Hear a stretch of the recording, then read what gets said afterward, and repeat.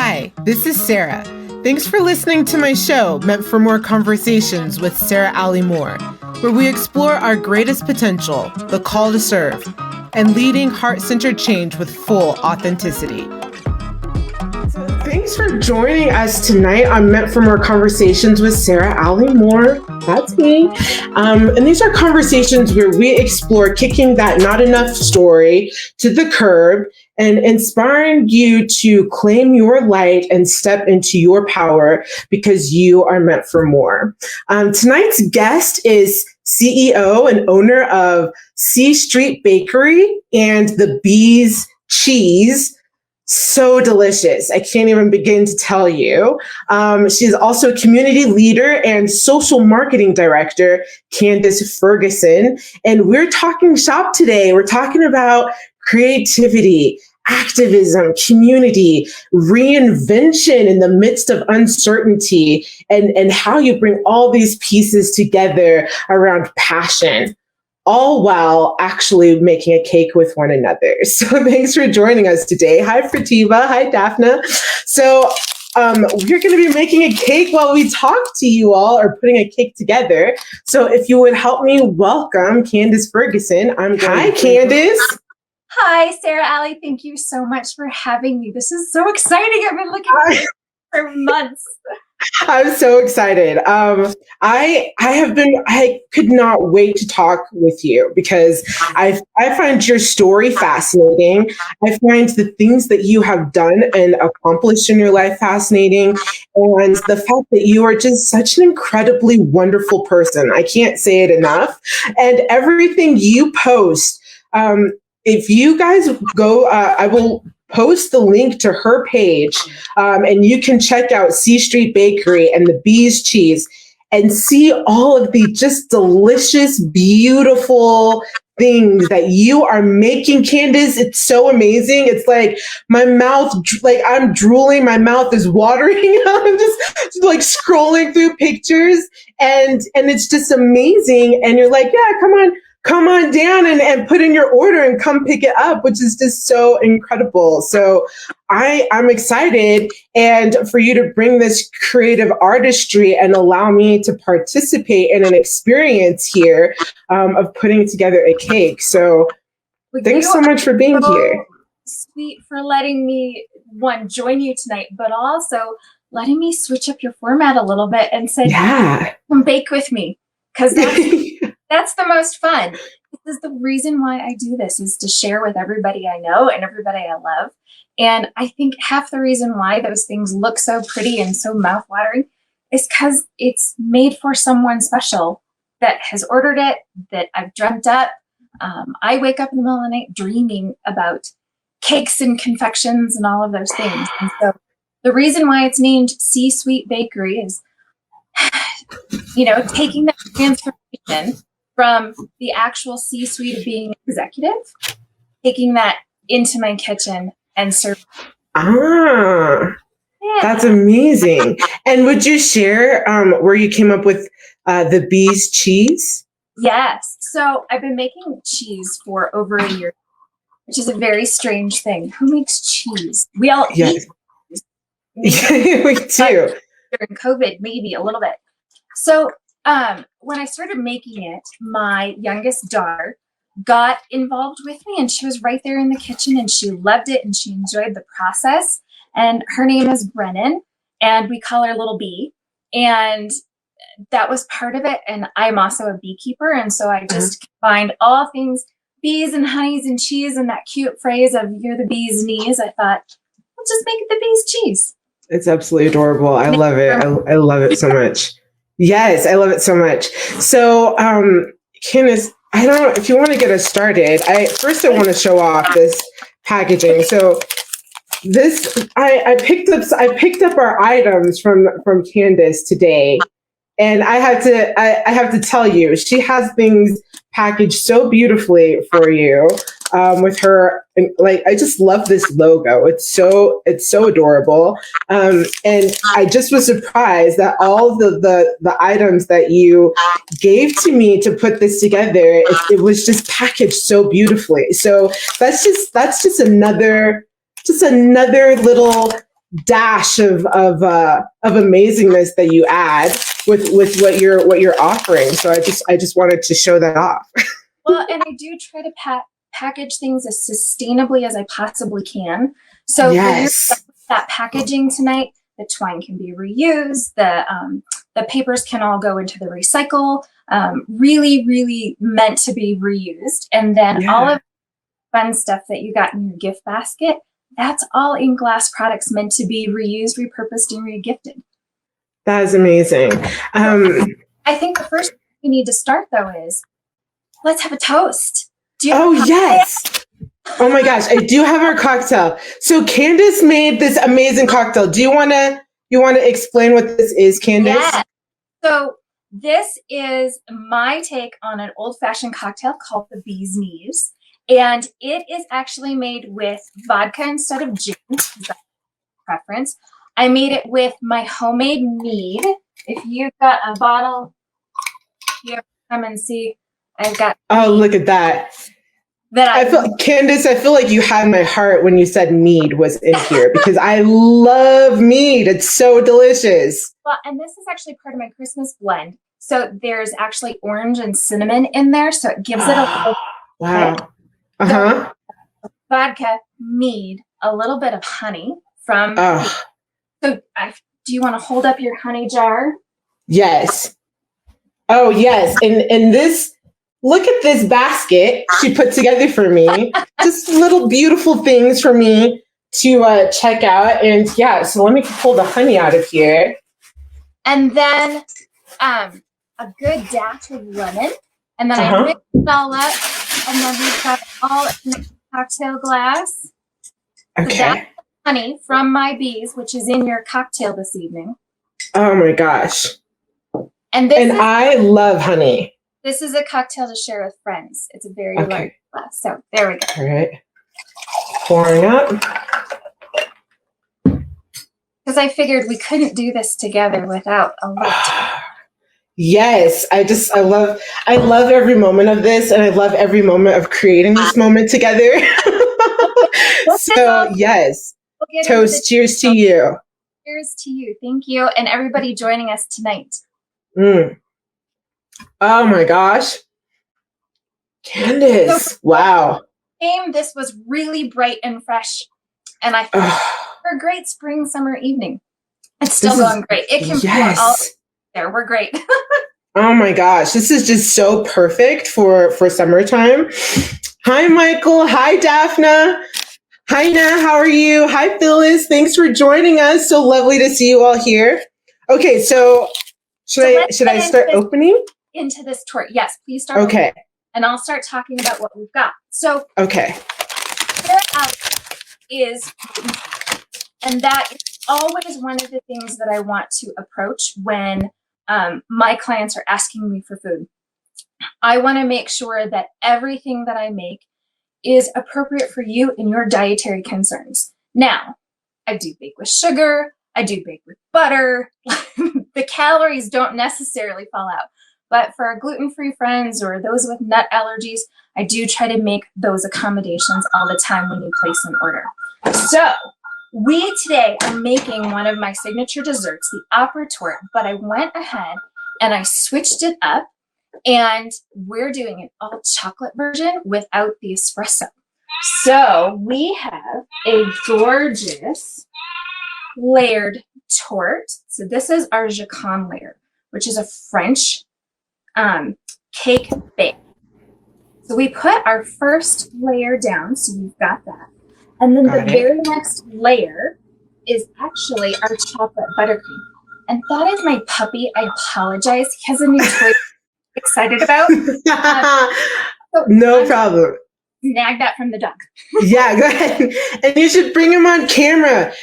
Candice is the most adorable dog that everyone is going to fall in love with. If you just see this dog, it's just adorable. I just take his toy away. But oh my gosh. Oh my God, he's so cute. He's adorable. And he snuggles like this all the time. Oh my gosh. Just like that with his little, oh, that's so cute. He gives hugs. He gives the best. Do I say hi? Okay. I want to cuddle this dog so badly. I can't tell you all. I told Candice, I was like, just let me come over and get some cuddles with your dog. Really, He's so happy. He's very happy about his purpose.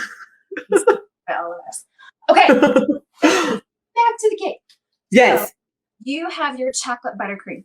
So this yes. a Swiss butter that is made with melted chocolate. Okay. I love this. Now, we have a couple of options with tips. So I didn't cut it for you, and we don't have one of those fancy bakery tips on it. You don't need that. Do you hear this, you all? If you're making cakes at home and you're wondering, gosh, do I have to get all of those accessories and those special tools? Candice is saying, no, you don't have to. She's about to show us how to do this like a boss, like a cake boss. And we're going to cut down into the tip directly like this. Okay. About 1/4 of an inch, a little bit more if you want to. And then I'm going to turn my pastry bag and I'm going to cut it down the other way. Oh. And what you end up with when you're working and is your homemade star tip. Interesting. Okay. All right. So you can see how that starts to look. You get a big fluffy tip. Oh, okay. All right. All right. Version of the star tip. Wow, that's amazing, Candice. You did. So, wow. Another version. So I'm going to take the same. If you like the star, keep rolling with the star. I like it. I am going to cut that same tip at an angle, about 45 degrees this way. And that is going to give me a ribbon tip. So I will show you what the ribbon tip looks like. That's amazing. Who knew? Okay. So fancy schmancy. There's your ribbon. What? Wow, that's amazing. Okay. And we can build our layer without having to smooth and make that, fancy top. Okay. And I can also go right back to the surface and cut straight up. So when I do that, that is going to give me a way to do perfect dollops. And I'll show you the reason why I do the dollops. Because I know the texture, that is not a lot of cake. And I like a lot of cake. But we are building layers. So I'll show you what we're doing. Okay. Is we're getting those little dollops just like that. Oh, wow. Okay. Okay. Is right in that buttercream. Now, our buttercream is at room temperature. Yes. Is great for working with. Okay. Will set beautifully when we chill our layers. Okay. Go with your star tip. You can go with your waves. You can go with whatever you like to do your layers. Okay. And you have that done, and you'll want to use about 1/3 of whatever's in your paper bag. Okay. Am I going to spread this? You're not going to have to. I'm making it easy for you. Okay. All right. All right. You totally can. And then while you're working on that, I am going to show you our chocolate ganache. So okay. A semi-sweet, exquisite chocolate. Down. That's all that's in here for our perfect ganache. And I loaded a pastry bag for you. Now this time we're just going to do a straight up tip. cut it off.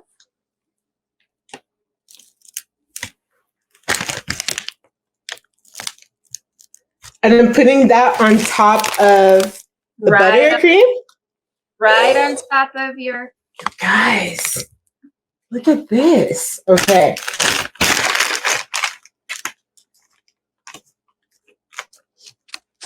These are not all the fancy moves that I work, but yeah, it's going to serve us well. Okay. So once I get my chocolate layers, see our height? Oh, we're getting tall. Wow. Okay. All right. People add our next beautiful layer of jacquard. And I'm not really pressing, I'm just sort of moving it along. And then I'm going to go back to our buttercream. Okay. And I'm going to go back with that wave motion because it's fun. It covers surface area fast. And unless somebody is going to lift the layers of my cake. Okay. All right. Mine is not near as beautiful as yours, but I can tell it looks delicious. I've also been doing this for a hot minute. Right. You might just be the expert at this. Okay, so speak to me a little bit about the sustainability concept. So what I love about everything you make is how much you're thinking about having zero waste. So Candice's bakery is as close as we can get to a zero waste. She tries her very hardest to ensure that she's using everything, which is absolutely incredible. Because, so interestingly enough, and I don't know how this is instilled in me. I don't know where from. I didn't grow up like this, you know. Yeah. Product of the wasteful 80s. Like, so we were just wasting stuff left and right. Mm-hmm. It must have come from my grandparents, who my grandfather served in World War II. They were very much like had their victory garden and their bomb shelter and the whole thing. And we're all about canning and doing, we called it putting up in the Midwest, where you can all your vegetables and do your jams and jellies and you put up all summer long, so that through the winter, fall, and into spring, you've got all those flavors captured. And I've taken that with me now into our modern day life. I try to buy everything I can in bulk.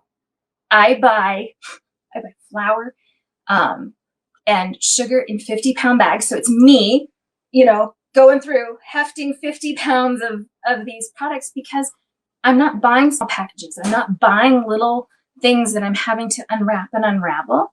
Yes. When it comes to things like through spring and summer, I'm planting right here in my garden. You know, the mint for my mint jelly that's in your basket came from the backyard. With rosemary mint jelly. And the rosemary from right here. Where's my rosemary? There's my rosemary. There it is. Right there. Oh my gosh. I can't open it, but you guys, it just looks beautiful. It just looks. And run it under the edge. So those pieces I try to do all throughout the year to capture. And even though some of those jams and jellies are included in my Mother's Day afternoon. Pretty fun. Oh my gosh. And can we just for 1 second, Candice, I saw that you posted that you can put your orders in for a Mother's Day, like made like basket or kit filled with. Yeah, it with so many delicious things. I can't believe it. So, I mean, I'm not a mother. I wish I was, just so I could. Anybody who loves on you, this is for them. Yeah, for all the mothers out there, for anyone who's like, what do I get my mom? Maybe go to Candice's page at C-Suite Bakery and order one of those boxes. So amazing. And I do recommend either putting on a pot and making a cup of tea, or, you know, popping a bottle of bubbly. That's always my suggestion. Oh, nice. I love that. So when we get to the sustainability piece that you were talking about, everything that comes through this kitchen has a next step. So when I'm cracking my eggs, they get piled up. When I'm, juicing and used all my citrus, that gets piled up.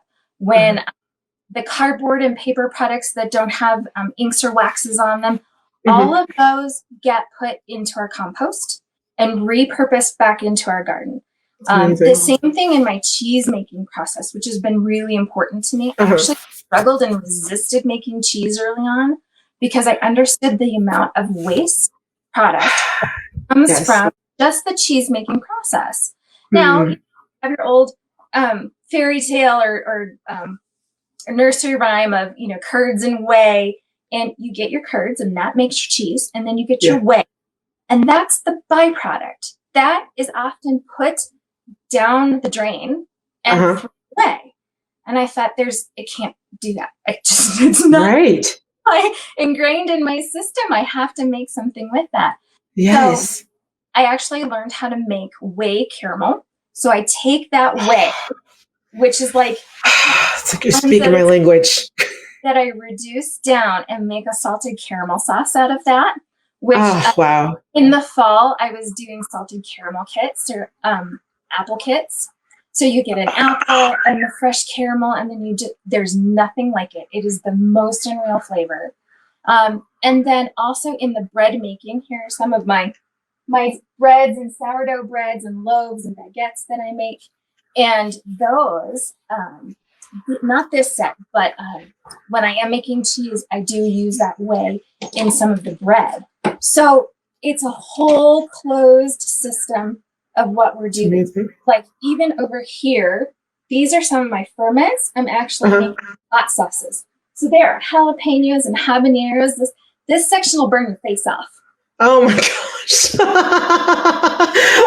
So I used to be able to do hot sauce. Like I really was able to do it. And now I'm more of a medium mild. It's so disappointing. Like I used to love the hot stuff, but it's rare, it's like rare to find a hot sauce that I really genuinely love and appreciate. And I typically find that those are the ones that are like homemade, made with love, made by hand, that you find at the farmers markets and stuff like that. I bet yours are going to be delicious. Well, and you notice the different colors. That's on purpose. And so I have varieties going with several levels of heat. And some of them will have smoked peppers that I do on my smoker as well. Oh my gosh. So we have Michael. Oh my gosh, look at that, you guys. And we're going on to the last layer. So that was our last layer. All right. I'll keep working if you have a question. Okay. I see Michael has plans for us to do podcasts in person and feed people, Candice. Michael, yes, sign me up. I'm like, that's a great idea. I have a studio audience to try this deliciousness. Daphne says that her mouth is literally watering, like legit.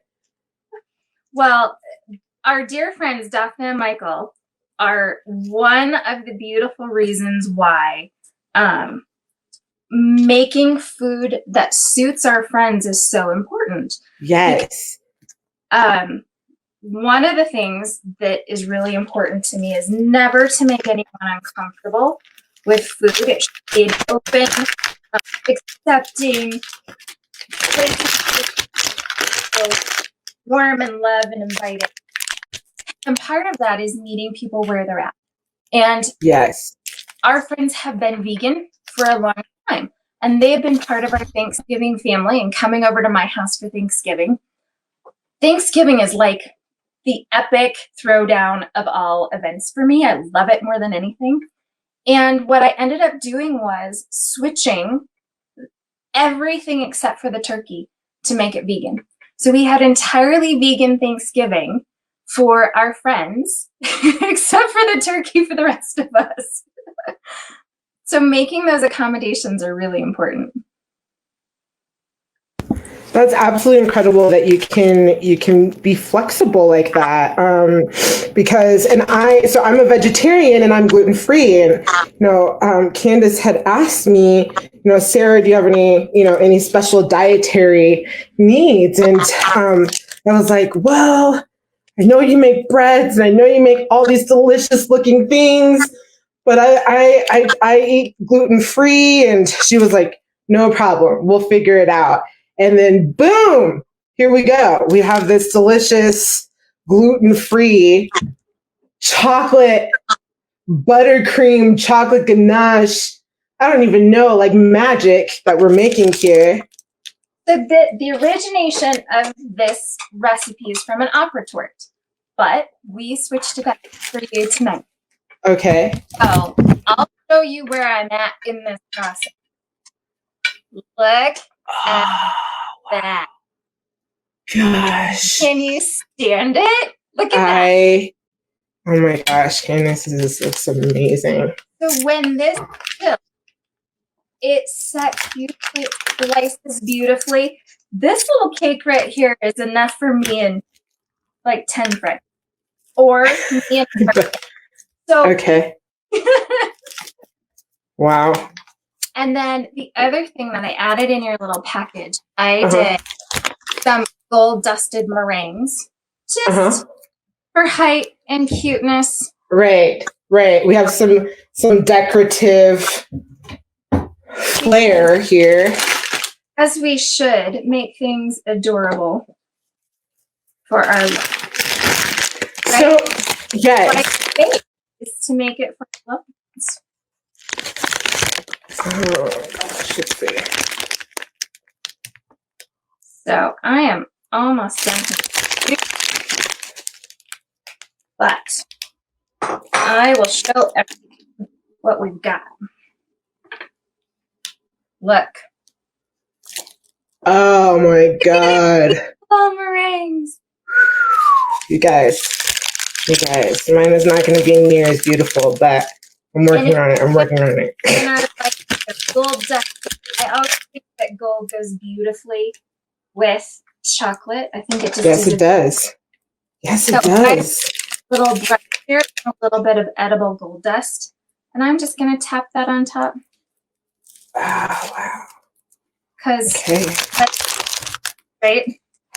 Oh gosh. I mean, already this looks so. Oh gosh, this looks so good, you guys. I'm sorry. I wish you were here so I could share it with you and could all just help me and Candice eat this. Candice has a whole family to help her eat hers. Oh, it's just me over here, so I'm gonna have to invite some friends over. So, oh my gosh, Candice is beautiful. On top of your chocolate peanut. Oh my gosh. Okay. You guys. Okay, so Candice, please tell me what drew you to this? So you started off in marketing as a marketing director, working with Fortune 500 companies. And then tell me your path to C-Suite Bakery and the Beast Cheese. It's been a long and winding road. I think that many of us have experienced the indirect path to our passion. And it's been, just an interesting, and I've resisted the lean in, but goodness, am I just exactly that. Baking and cooking for my family has always been a passion. I love it. I love to hang out with my family, especially just right in the middle of my kitchen and bake and cook with them. I've been doing it for forever. And, baking for friends on the side, and here's a cake. If Daphne's still on, there was a 3-tiered towered chocolate extravaganza for one of her birthdays. Daphne, I'm jealous. That's how is through my baking. And I love it. Being in the marketing world and having had that career was really amazing. Never say never. I may go back to that at some point. But over the last couple of years, the last 2 years, I had actually run for office and taken my passion for our community and activism into a run for office. Now, that didn't exactly go how I had hoped and planned it. Uh-huh. And when that ended, we were smack dab in the middle of a pandemic. So who is hiring executive level women when our country is shut down and no one can do anything? Right. And, oh yeah, by the way, I had 3 kids in homeschool right here in my dining room. Oh gosh. In high school and 2 in elementary, that trying to navigate, and I couldn't be back in an office full time. There was no way that was an option. Right. And then there's stress. How do you get through election season and all of that stress? I just baked my way through it. And there was one day that I was making, just pans and pans of cinnamon rolls. And I started giving them away to all my neighbors. My husband was like, "Where are you going with my cinnamon rolls?" I don't blame your husband. Because really, I was only generally making cinnamon rolls for, birthdays and holidays and, Christmas morning. And he was like, "No, these are so rare. I never get them." And I was like, "That's sad. You should have cinnamon rolls whenever you want cinnamon rolls." So I started making them almost every day, maybe every other day. Wow. Started selling them, and that has snowballed into making my own sourdough, which, now yields so many of these breads. Sometimes I take sourdough. Sometimes I just use them in the early stage and work them as a rise. That's a fun process.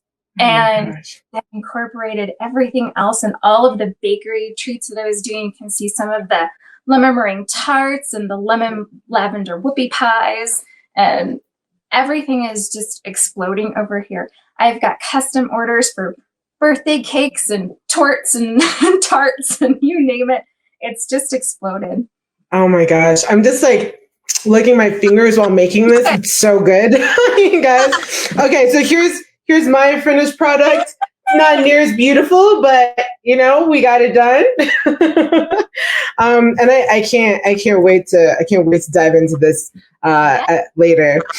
So I just think it's absolutely phenomenal in the way that you are thinking creatively and innovatively with this business. And I just can see how the pairing of your business, the business minded brilliance, right, comes into this space, and you have really grown this into something that it really is pretty magnificent to watch it unfold. What I also love so much is, because you are such a community centered person, is the way that you engage and build community around what you're doing. I love that people come and pick these things up from you. It's like, come on over to the house, come pick up your orders. Can you explain, or share like where this sense of community and this passion around community, where that was seated in you?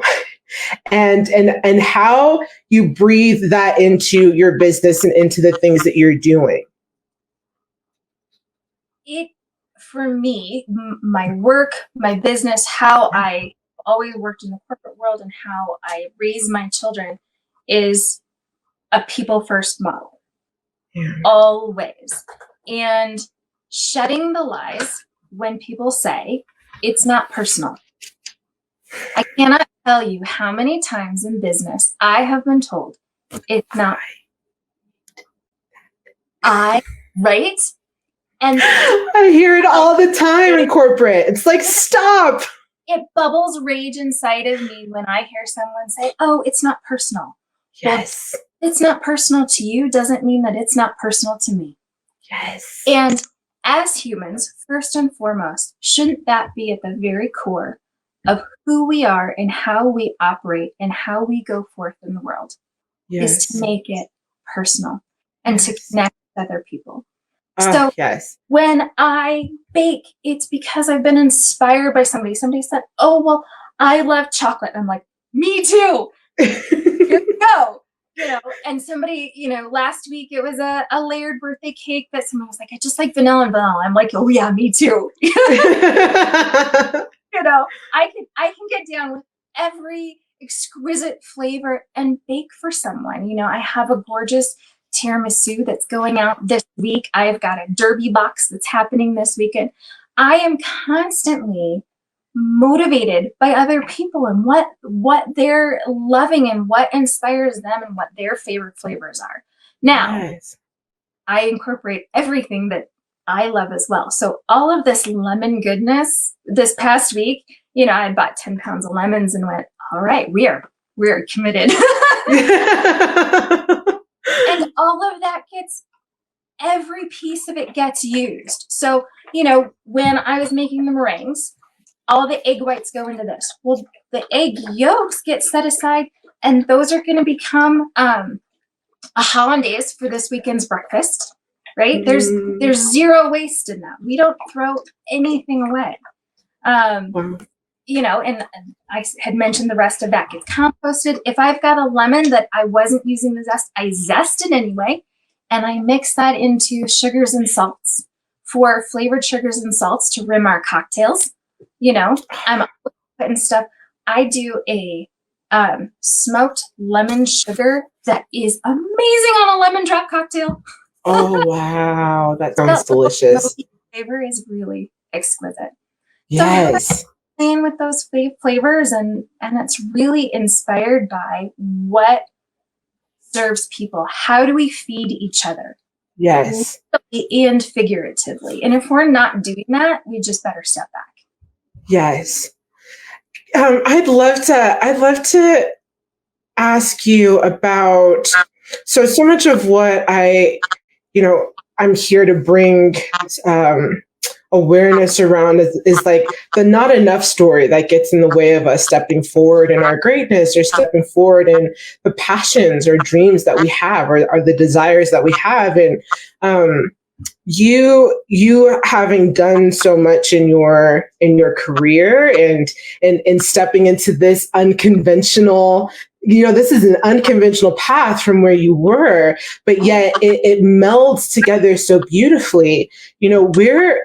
Where does that space come from, right? That purpose-driven space, and where are you in, having worked through, or uncovering and letting go of that not enough story to really step into what the things that you're doing wholeheartedly? Sarah, Allie, I love when you ask these questions, because of other people, I'm like, ooh, yeah. When you ask it of me, I'm completely uncomfortable. I love it. That's real, right? It's like right in. I appreciate that. Yeah. That challenge of not enough has haunted me my entire life. Yeah. From a kid, through high school, through, career life. I don't think that there's ever been a time where I've woken up in the morning, my feet hit the floor, and I'm like, I'm amazing. No, that doesn't happen for you? No. You sure? I could have swore, I thought. And so I think part of all of this has been such a struggle to truly embrace, this is a distressor for me. I love this. Why on earth have I been fighting this so hard? And to go from, those leadership positions and being, an executive and being in the boardroom and fighting and doing that struggle to this is a massive pivot. And I call this the epic pandemic pivot, because that's what it is. Right? Pandemic pivot. I love it. Yes. Pivot. We're doing it. Yes. For all of our friends, lovers out there, if you hear Ross yelling in the background, pivot, this is, yeah, we don't need her. So it's been really hard to embrace that. And early on, when I was doing it, I was doing it because I needed to do it. Yeah. And I was resisting it at the same time. Mm-hmm. Because was I going to be just a mom? Was I going to be just a cook, a baker? Was I going to be just? Mm. And I had to peel away all of those judgments about who I am, who I was, who I thought I was going to be, where I thought I was going to be at this point in my life. Yeah. And peel apart all of those layers and the second guessing of myself. I'm very fortunate to be in a situation with a very supportive family who loves to eat delicious things. Right. And, have that support and that freedom to sort of figure this piece out. Yeah. Because, serving people in a pandemic, our restaurant industry has been crushed. Oh, crippled. Yeah. It has been so devastating to see our friends in the restaurant space and the brewery space and the winemaking space. And I just ache. And I also thought, well, am I good enough to enter this space in the worst time that we've experienced in my lifetime? Mm-hmm. I don't know. Mm-hmm. I'm answering that question on a regular basis. I'm saying, I will bake, I will cook, I will create as long as it serves. Yes. So it's a discovery process. It's not a straight line. It's a beeline. It's a beeline. I love that. Yes. Yes. As a mother, I mean, it's true. You have a full household, and then taking care of yourself and running this business. I'd love to dive into self-care a little bit. And how you manage, doing all of these things, because, so many women talk about, I don't have time, or, they have families. They're like, where do I find the space? And, and they think it's not possible. And anything's possible, but it just might take a little bit of strategy in trying to figure it out. And so I'd love for you to share your process with that. Truly honest, because that's all you get. I am still discovering what self-care looks like for me. I am not very good at it. When I make choices, it's not always me first. In fact, it's usually not me first.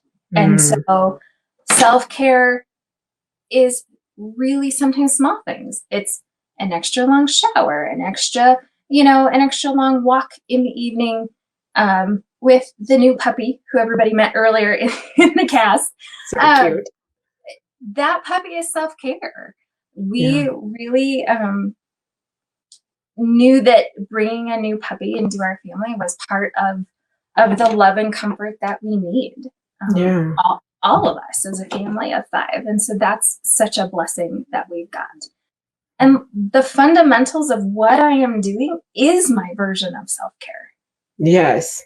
My de-stressor has been to get in the kitchen and go bake something. Wow. People are like, how do I know that you're okay? Like, height of campaign, worst of the worst. People are awful, blah, blah, blah. Right. If I'm baking, I'm okay. If I'm under the covers, I am probably not okay. So there's sort of a gauge of how we're doing. So right now, I'd say we're doing okay. So this is really a love for you. I just love that. When it comes to the sustainability side of your business, so, do you have any tips or advice for people listening on how we can be more conscious about our waste, right? When we're cooking, or how we can think about when we're shopping, that's, a bit more conscious about the environment and our world. So it's really each of us doing just the smallest things that we possibly can. Every time that you make a conscious little step to say, oh, well, I just peeled an apple and I'm going to eat this apple. Well, that peel can actually get boiled in sugar and made into apple jelly. Like, it doesn't have to be a waste product. It's all about just the continued choices that we make. And they're small. I am not going to move a mountain because I say, I can't buy that little package of something. I have to buy this package, and then I'm going to make this. And then I've got to recycle this, or I won't buy that because that's in plastic that isn't recyclable. It's all of the little tiny choices that end up together. And, when I send something off, if it's in a glass jar, I fully expect that is reused, regifted, recycled in some way. Sometimes they come back to me. I haven't seen or talked to somebody in a year, and they're like, here's your bag of jars from the 80s that I bought from you. I'm like, that's awesome. All gets sanitized and used, and that's great. Everything from the milks that I use. I live right next door to a farm. Knows that. So there are goats and baby goats. So some of my cheese. I love goats so much. And the goat cheese that I make using the goat's milk comes from right there. Wow. So that's a small footprint. And I did, when it's not snowing, I try to walk over there instead of drive my car. I try to, it's just those little choices that we're making. Sometimes it's big stuff. Yes. If I can, and we're working through it. But isn't that what we're all doing as right? Humans to save our planet? We're all stumble along the way. Yeah. So yeah. Yeah, and staying in that consciousness.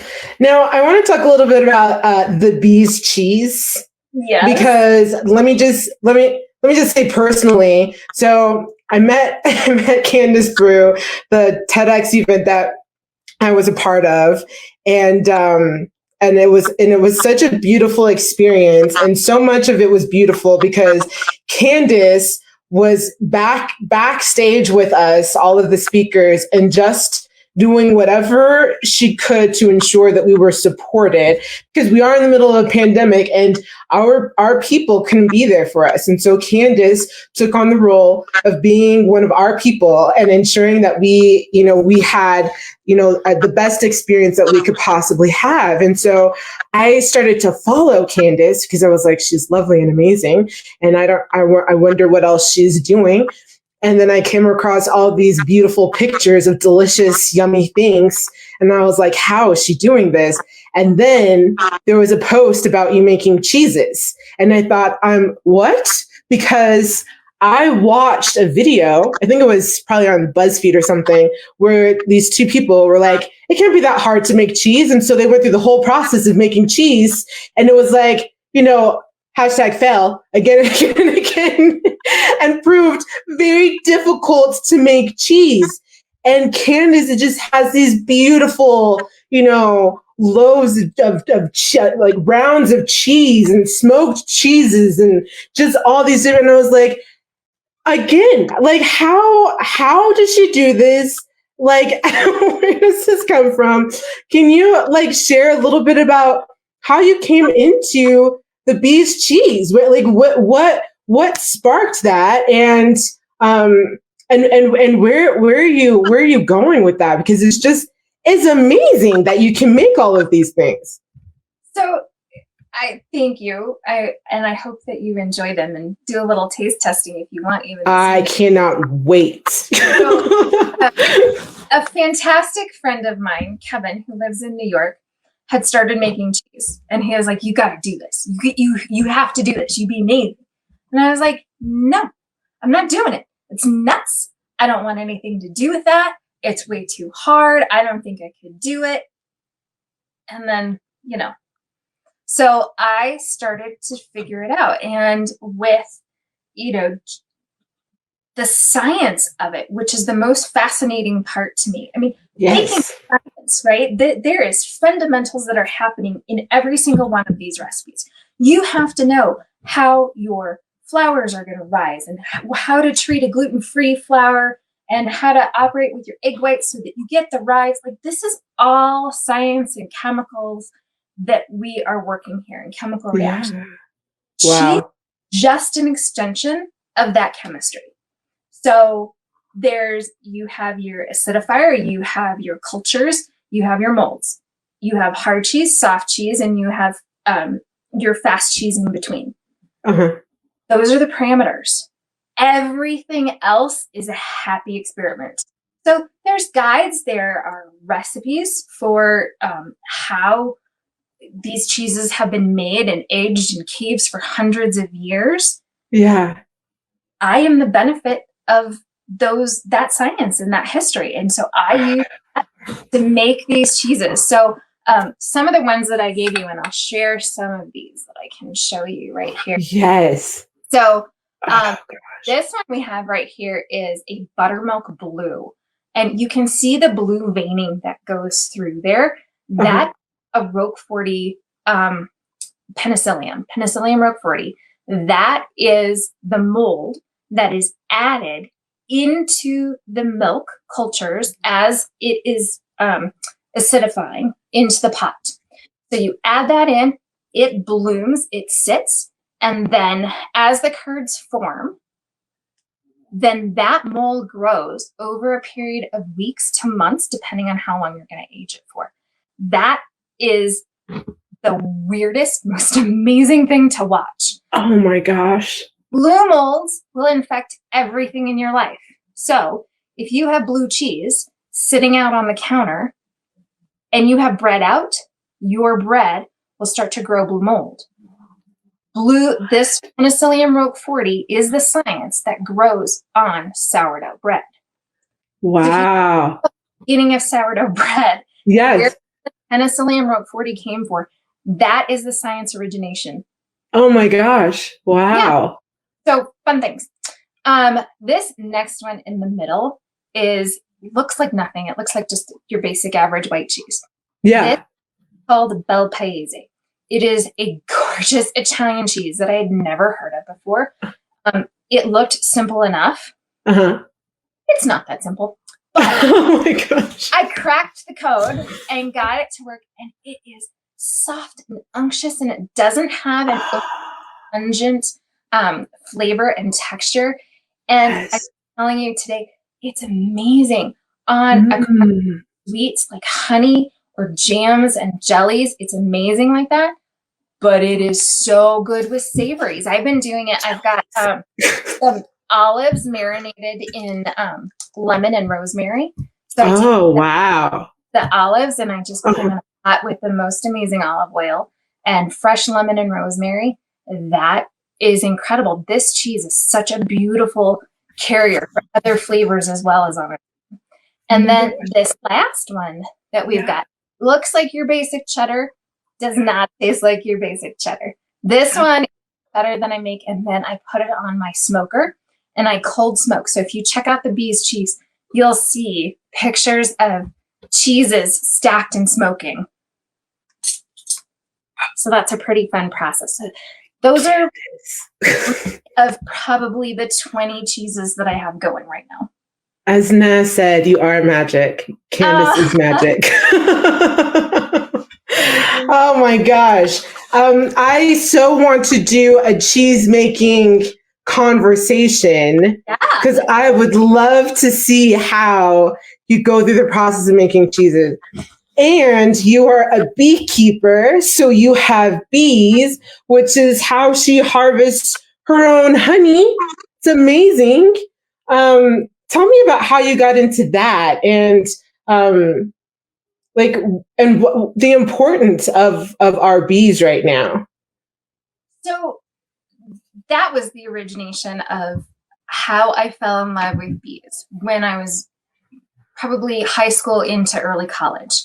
And I knew that pollinators were the way to saving our crops, saving our local farms, saving our, just our, what we're growing and the flowers in our own yards. Yeah.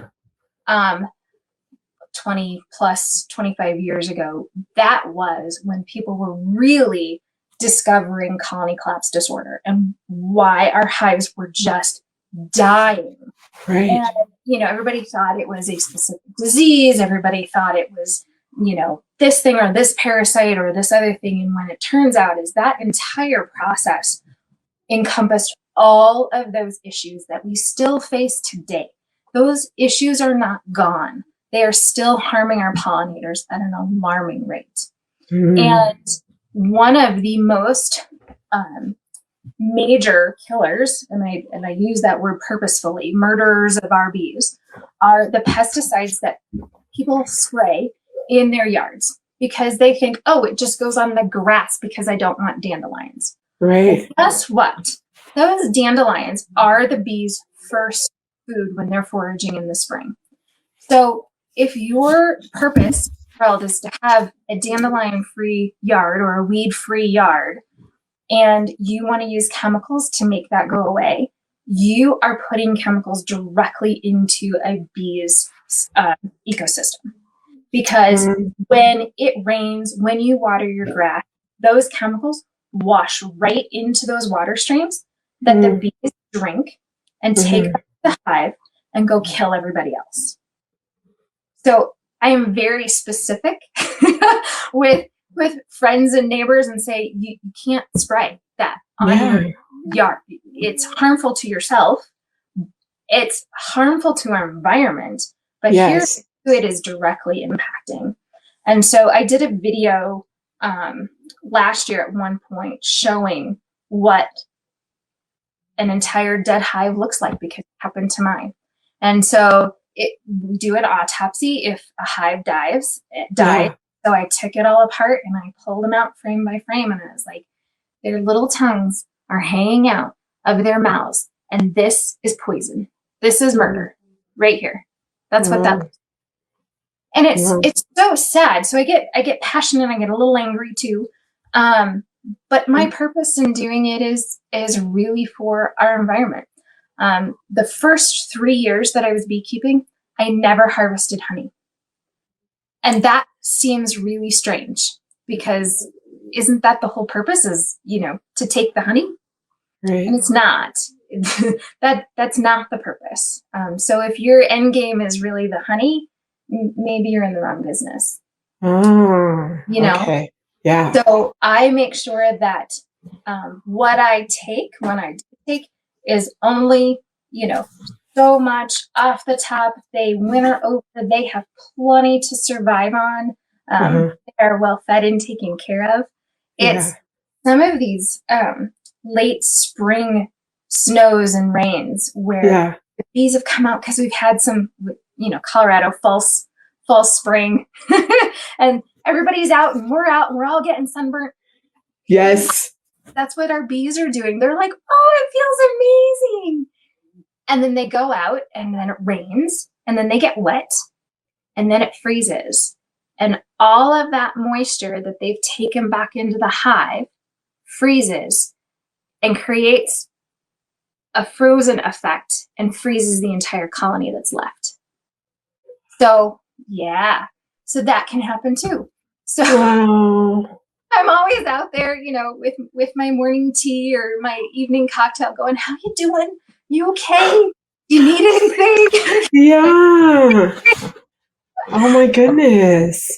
So this Saturday morning, I'm installing 2 colonies, and I might be doing a Facebook Live on that. So if anybody's interested in seeing what that looks like, please share it. Yes, I'm interested. I want to see it. Like, I think it's fascinating, honestly. And I think it's really great. Great work protecting the bees. You talk about self-care, and I don't have a lot of hobbies. Like, I don't paint. I mean, I can, but I don't. I don't knit. I don't have those kinds of things in my life. Yeah. And beekeeping has become my thing. It's a pretty solitary thing. I out there. My husband does come with me, and he's pretty supportive sometimes. When I need an extra hand, because those boxes, when they're full of honey, can weigh 80 to 100 pounds. Oh my gosh. Yeah. So wow. that can be pretty massive. But that's my quiet time. And most people think that wouldn't be relaxing. Uh-huh. But you definitely have a one-on-one with Mother Nature. Like if you don't have your life together and you are in place, going and standing in the middle of 120,000 bees is not a place. Wow. You got to be really, really chill to go do that. Oh my gosh. I would love to visit your bees sometime because I'm fascinated by them. Well, and even when I just have people over for drinks and cocktails in non-pandemic times, like I'm like, just come stand with me. Like, yes. You don't have to suit up. You don't need all the gear. We just stand there with a cocktail and go, oh, they're so pretty. Love it. I could talk to you forever. I just know there's so much more to talk about. So I definitely will love to do a cheese making episode and continue discussing, because I would love to dive into your activism work and leadership and community. Anna had a really great question, which is, Candice, do you plan on having a brick and mortar storefront sometime? Because it feels like that needs to happen. That is an ultimate dream. Nah, thank you so much for that question. I would love that. Can you see a storefront and I'd be like, I will bake for you every day. Come. Yes. And to have a physical location, that is the ultimate dream. And that's why supporting small businesses is so critical to what everyone is doing and how we're going to survive coming through a pandemic. So when you go to a big box store and you buy a treat or pastry for an event, that supports big business. When you buy a treat or pastry that I have crafted and baked right here and made for you and, customized for your dietary and flavor needs, all of those things, that for me, that goes into my nest egg. I need a really big mixer. I am saving for a really big mixer. Yeah. Like every dollar that comes in goes to something very specific. Yeah. And it's going to take a long time to build that. So how I get to do that is really based on the support of our community and those buying and wanting to experience good treats. Yes. So support Candice and her business. I don't know about anyone else who knows our friend Candice personally, but I feel like a Kickstarter or something in the mix, maybe possibly, because I just think that everything that you're doing is so impressive, so needed, and also divinely delicious, you guys. It's so good. You should bite. Just grab a fork or slice. You know what? I just been licking my fingers with the buttercream. You need a real slice. Here we go. Oh, it sliced beautifully. I hope yours did too.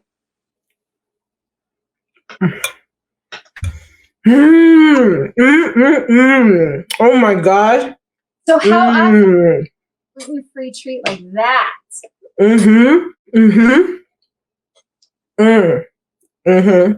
That buttercream. Holy smokes. With the ganache. So I'm a huge lover of Nutella. I love it so much that I will never buy it. Why? Because it will be gone. And this chocolate ganache. Oh my gosh. Wow. Look at those beautiful layers. So I'm like, you're not going to understand how tall this cake is going to be. Oh my God. Yeah. She was like, you're going to need friends to share. And I was like, really? No. For sure. Oh my gosh. So wait till morning. It's so good, Candice. Overnight. And all those flavors are going to meld together. Oh gosh. I cannot wait. Stacking is going to pay off. My best friend already, she lives down the street from me, and she's like, cake? You're making cake? I want some of that cake. I would expect that she's out the door in like 5 minutes because it's so good. That might not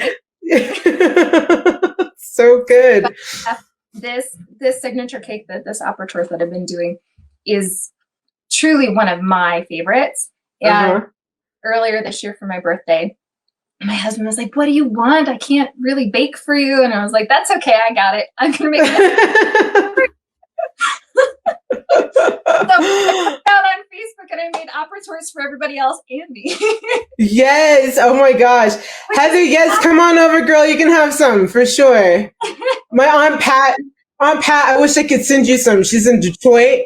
If I could ship it to you, I would. She did ask the question, could you ship? Do you ship? Could you ship to Detroit? Could you? I think, Aunt Pat, we can figure out a way. It might be possible. How can people connect with you, Candice? Let everyone know. And then I will definitely share the links after this video as well in the description section of this. So the best way to connect with me is through Facebook. That's where I post what I'm doing every week. I do take custom orders. So when you don't necessarily see me baking and, see things up for offering, it's because secret stuff is going on behind the scenes. There are other birthdays and events happening that I'm making beautiful treats for. And I had some of those this past week and they turned out beautiful. There's a fault line cake that is just all the I saw the picture of that. Beautiful.